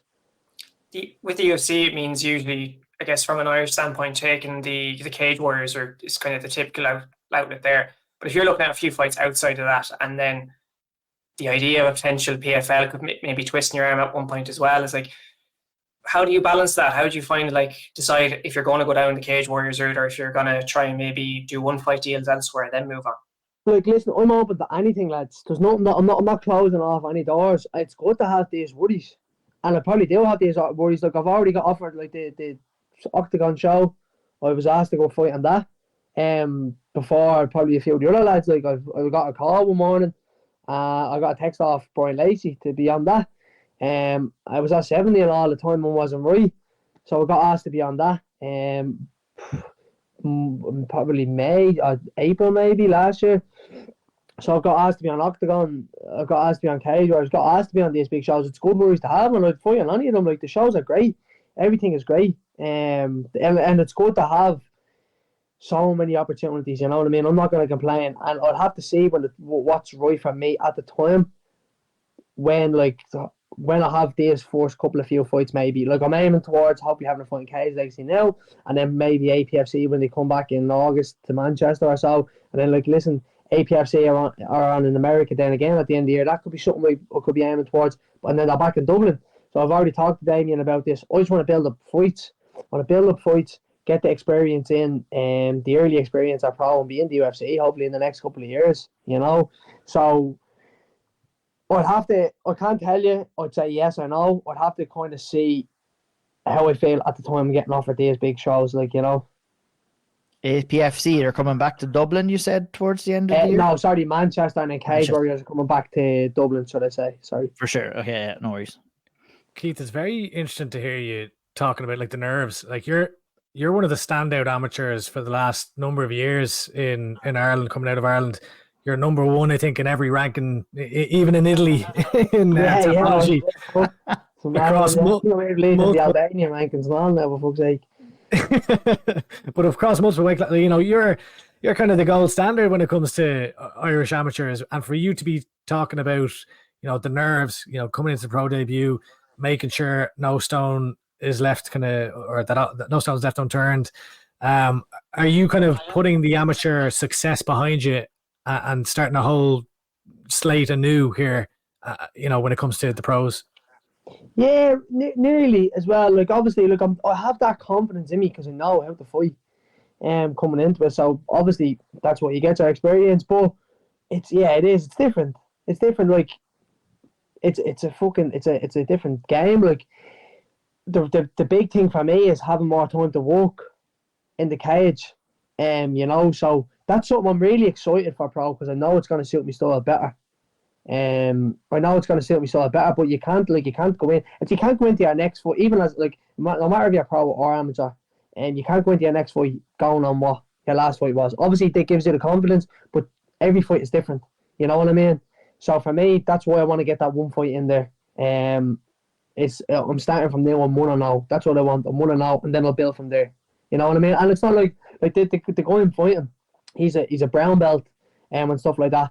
I don't really know that much about him. I hear he's a brown belt. I've seen a few of his fights. He's wild. I took it on he took it on a week's notice or whatever. I was fighting some other Thai boxer.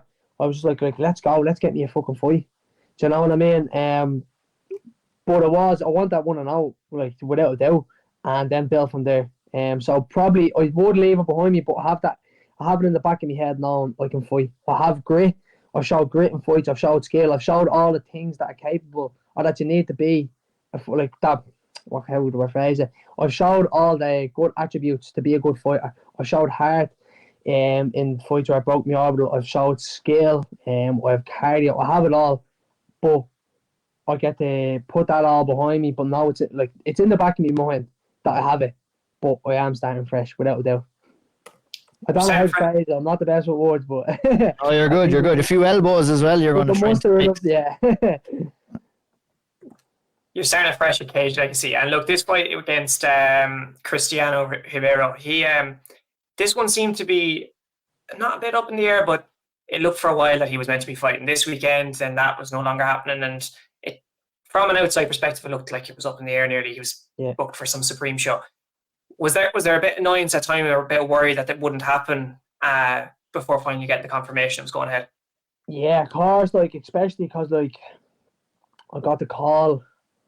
I was in training, and I was just before we do a little bit of a warm up in training, and I'm training for a different opponent, which is obviously a different style. He's a striker, he's a Thai boxer, and then I just get a call, obviously off Deco, and then he says, "Listen, there's a stand in or whatever." I'm like, "Right, let's do it." But then I'm like, Deco, what start he's fighting? So Deco's getting back to me. And to be fair, lads, I have to give it hats off to Deco. To be fair, he made he got. You don't know if he offered your man more money to fight in the show because he was meant to be fighting yesterday. And your man said, "Yeah, I'll leave that fight out and I'll fight in Cage Legacy." Because he initially said no because of my record, but Deco got it done. Obviously there's a lot of fights and a lot of pullouts, but at the end of the day, he did whatever he needed to do. He pulled through and he got the fight. But obviously it's like that. It was all up in the air. But that's the pro game. You know what I mean? All I had to do was just keep training. Obviously this isn't an easy game. So you can only do what you can control. So all I could do was keep training. If a opponent came along, he came along. If not, he didn't. So I was just waiting and being ready. Your man didn't fight this weekend. It's fighting me next weekend. So it's all good now, hopefully. You're scheduled to fight at featherweight, and I know you spent a bit of time at amateur featherweight, went up to lightweight there for the IMAFs. Is the plan featherweight for the foreseeable at pro, or is you got to try and make sure to bantam eventually? Yeah, I think a few fights anyway. I think my first two fights are like this fight and the next fight. I'll put on a bit of size. Working with my strength and conditioning coach Gaz. So I put on a bit of muscle. I feel strong. I feel good here. My weight's already good. I'm only a couple of kilos over, which will be I probably won't even need to do a bat or so. I'll probably lose that in my water load. I always do, because this fight is actually at 67 and a half now. So this will be a handy, nice one. Featherweight probably for the first couple of few fights, and then maybe down to bantam. We'll see how it goes. I'm getting body index scans done to see how much fat I can take off out of camp. So I'll really have to work outside of camp, and strip fat and stuff like that. And then see how we go from there. But featherweight for now, because it's nice. I enjoy camp now. I'm enjoying my camp. I think people kill themselves. Maybe when I'm going to the UFC and stuff like that, I might look at getting down the weight. But I think hopefully she'll have the skills to be able to beat everybody at featherweight anyway. On local shows anyway. But if maybe even Cage Warriors will go down to bantam. But as I said, we'll see how it plans out.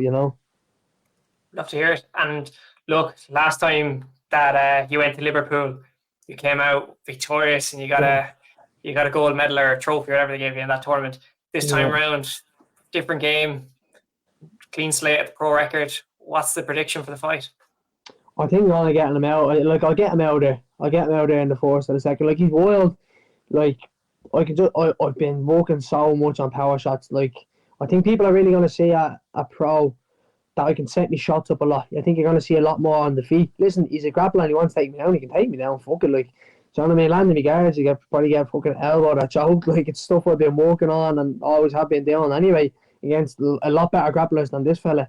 Like, let's be honest. I'm gonna you can take me down. Let's go. Put me there. But I think this time, you'll see me on the feet just popping in and out and just pinging this fella. Like, I really do. And it's not being cocky, me, lads. I'm never cocky, but I'm just that confident. I have been working me fucking nuts off, like, every day. Just constantly going, staying disciplined, going when you don't want to go. And I just think I'm just going to be too much for this fella. Like, I have the size now for an actual featherweight. So I think I'll have a lot more pop behind me shots. And I think I'll knock this fella out, to be honest, or stop him anywhere. If it goes to the ground, I think you can even see myself ground and pound him. There's a lot of different ways you can see this fight going. And it'll be just me winning, obviously. Well, look, you said it yourself. This Friday, someone have a quick question or we wrap it up? I was just going to ask, the fact that it's in Liverpool, Keith, I see a fairly disgusting looking thing above your head there. Was there a bit of an extra motivation for it to be fighting over in Liverpool? Are you going to catch the Wolves game on Sunday after the fight? I was going to stay over, but to be honest, I'll see how I'm feeling. You'd be so deflated after a fight, because obviously, like, my brother-in-law is staying over for the last game of the season and stuff like that. To be honest, the main thing for me, like, obviously it's in Liverpool and I love the city and we'll probably go after and all, but the main thing is just to win. I actually love fighting away from home anyway. So to make it in Liverpool, it's a great city. If anybody's ever been in it, it's a great city, like, to be in, especially for an Irish person. So to do it over there it will make it a little bit more special. I probably won't stay out for the Wolves game, but we'll see. Like, I might just say fuck it and book a flight home later on the Sunday. We'll see how it goes. Lovely. Look, Friday, May 17th, Keith Keogh's pro debut at Cage Legacy 22. Thanks for coming on, Keith, and I'm sure we'll chat to you again sometime after you make your pro debut. Thanks, lads. I really appreciate having me on. Thanks very much. Thanks, Keith. Thanks, Keith. Thank you. Big Liverpool card going on, Cage Legacy 22.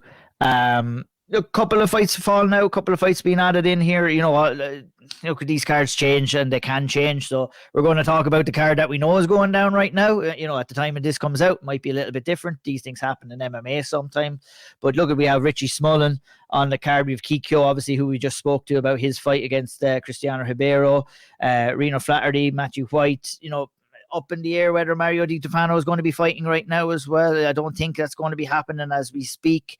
And maybe I'll just head it over to you, Andy. Any kind of standouts? Look at, we're getting to see a few Irish in action on this card before that big card next month, I guess, or in July 23 is going to be back on Irish shores. But a decent card overall with lots of Irish interest here in Liverpool this coming Friday.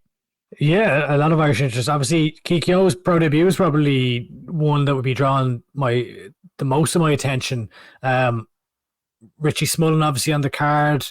Norris Bartoska, a guy who has been fighting abroad. I don't know if the last time he fought in Irish soil was that kind of viral illegal/legal kick. That was fully well, it was deemed legal, and if you slow the video down, I still think it was legal. See, it's still debated to this day. Yeah. You won't hear any arguments from me anyway, but he looks great.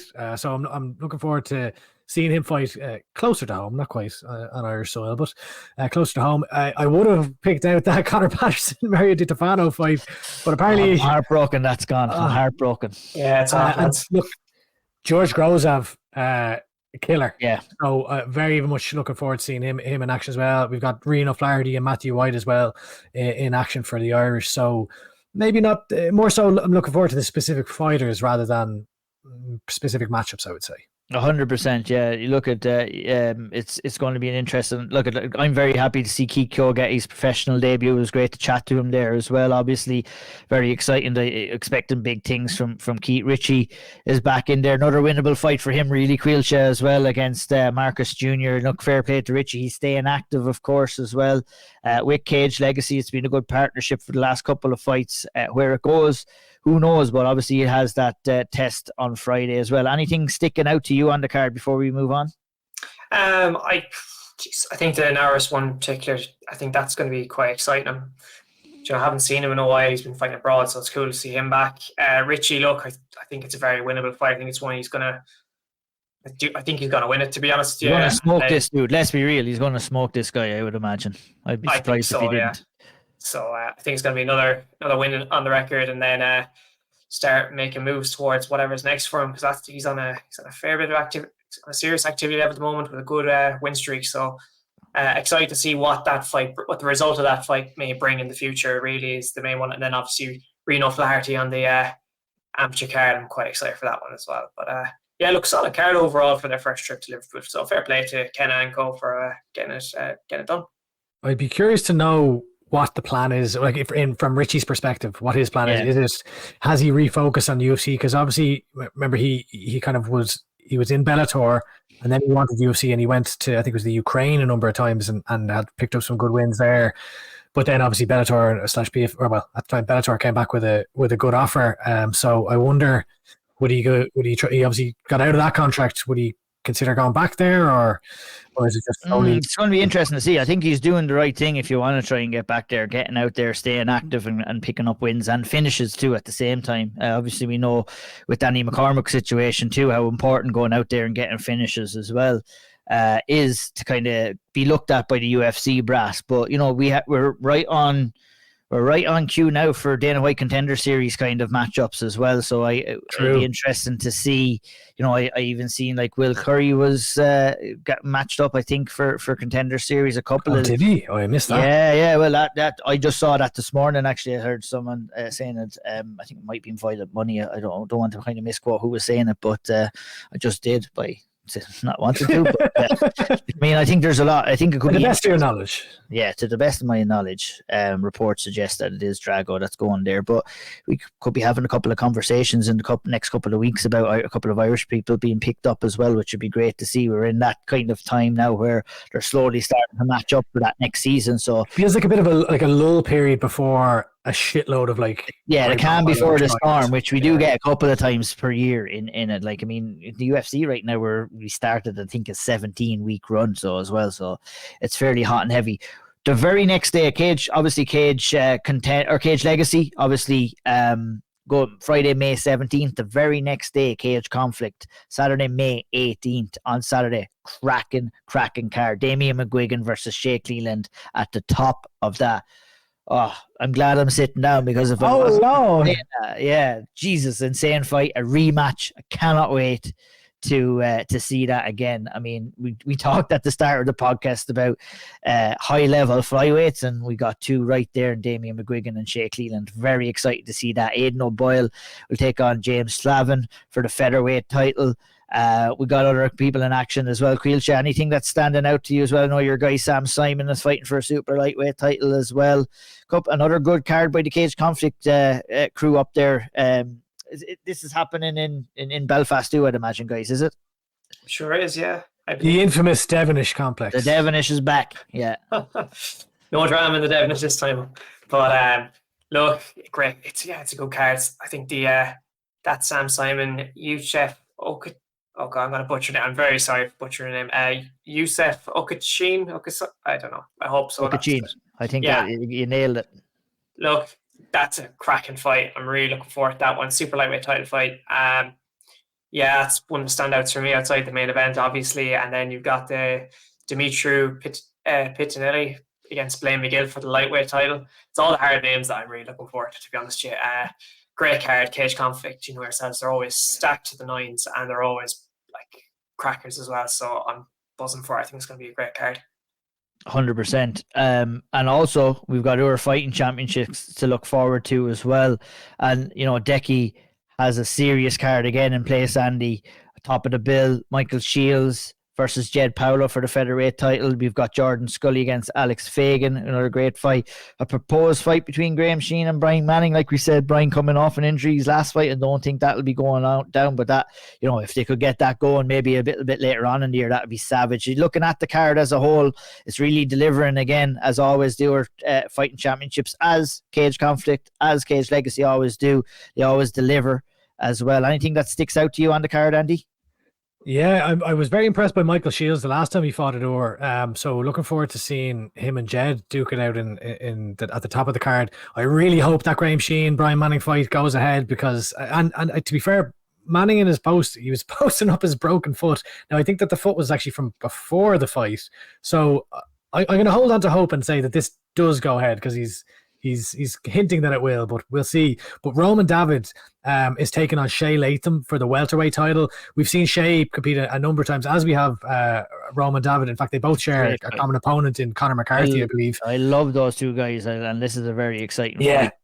I think it'll be a war. And like Roman David, we haven't talked about it just yet on the podcast, but he had a serious win there recently enough where he really was putting it on his opponent. I think he was fighting over in England somewhere.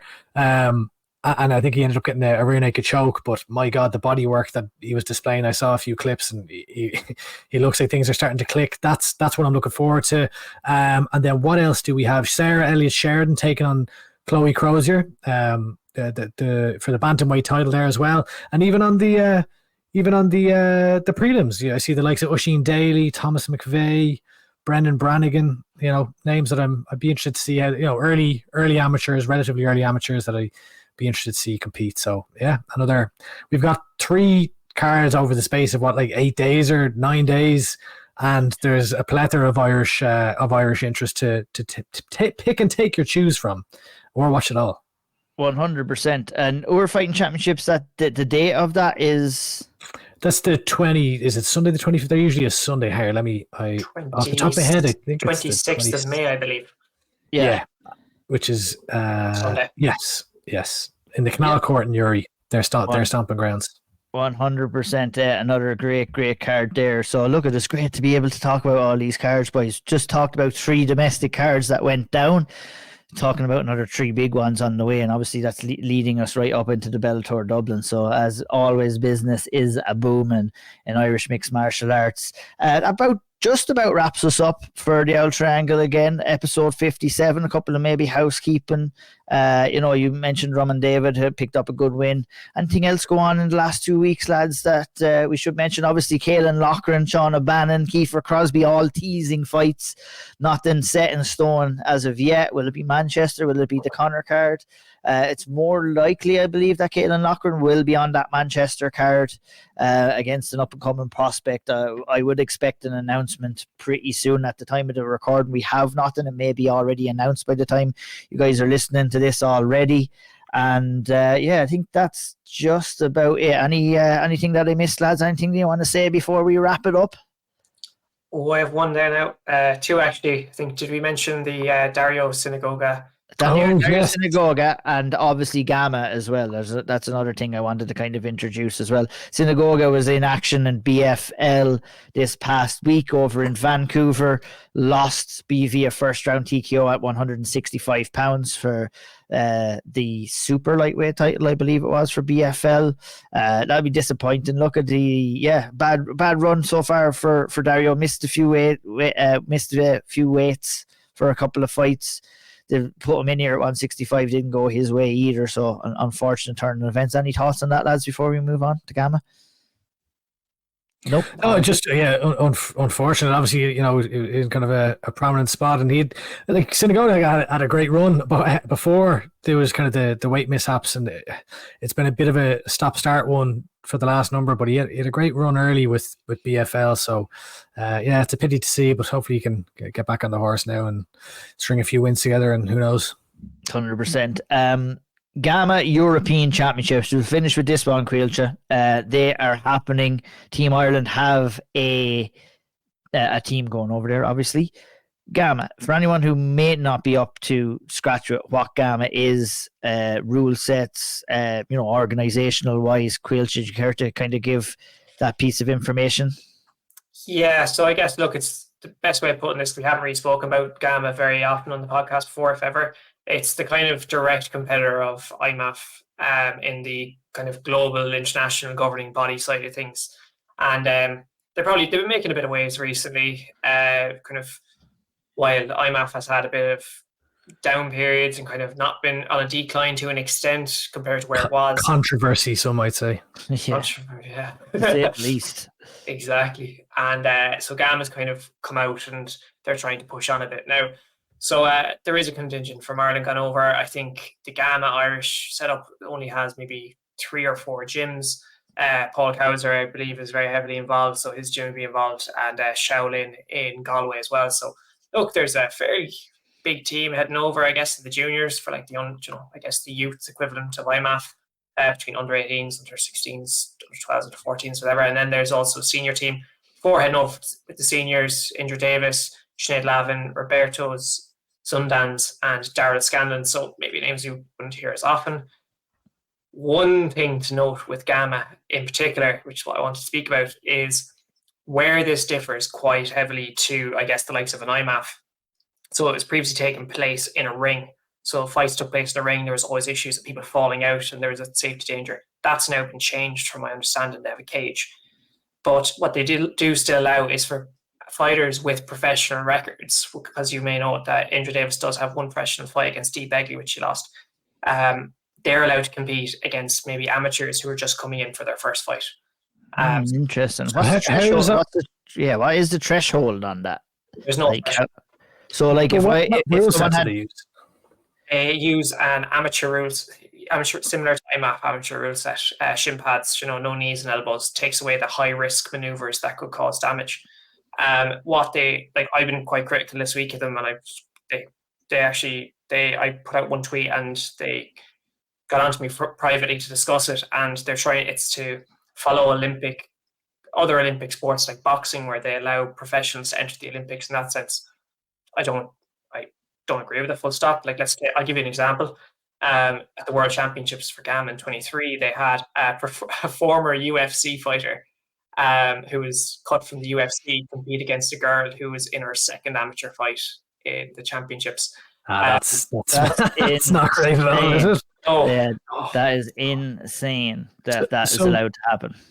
Would this be, and we're kind of like we're picking your brain here on the podcast. Yeah. I'm by no means when I say tell everybody about GAMA, I really meant me. Tell us. Would I be correct in saying that anyone who would be associated with GAMA would not be from a gym that is associated with IMA? Because the funnel would be IMA gyms would go to the IMA team, which would compete at the IMAFs, which is the bracket they fall under. Okay, gotcha. So two different things. The IMA version for GAMA is IAMMAA, I think is what I remember. Yeah, I think around the time that IMMAA was set up, there was a lot of it's a lot of talk online, there's a split. There was a bit of a split. Which is unfortunate. You'd kind of hope that everyone would want to pull in the same direction, but it is what it is. Everyone heading over there. That's it. Politics do exist within mixed martial arts and a lot of places too, I guess. But look at fair play. They're doing their thing over in GAMA. Got a good solid team going over there. We'll keep an eye out. We'll suss it out. We'll give them a shout out whenever we're back on for the next episode. And thanks for that update there, Caoilte. And I guess that just rounds us up for episode 57. Hit the like button, hit the subscribe button, give us an old 5-star review on Spotify. We appreciate the support. We appreciate the love. Leave a comment on the YouTube. Even if you just want to say, if you want to say you're shite bags, these shite bags don't know what they're talking about. Or just press W and then enter. It could be anything. I think it literally just helps with the algorithm, whatever that's it. We're all about those algorithms. I heard someone else say that, so I've now said it to you. Indeed. Any support that you can if you know someone's getting into mixed martial arts, ain't no better place to send them than the Auld Triangle, baby. We got it all covered for Irish mixed martial arts. We will be back with episode 58. We are. I won't give away too many secrets here, but we're bubbling up something special for July. That's all I'll say. We'll leave you on that. We don't know too much yet, but that's all we'll say. Caoilte, all is left for you to do is to see us out. Go Míle Maith Agus Slán go fóill.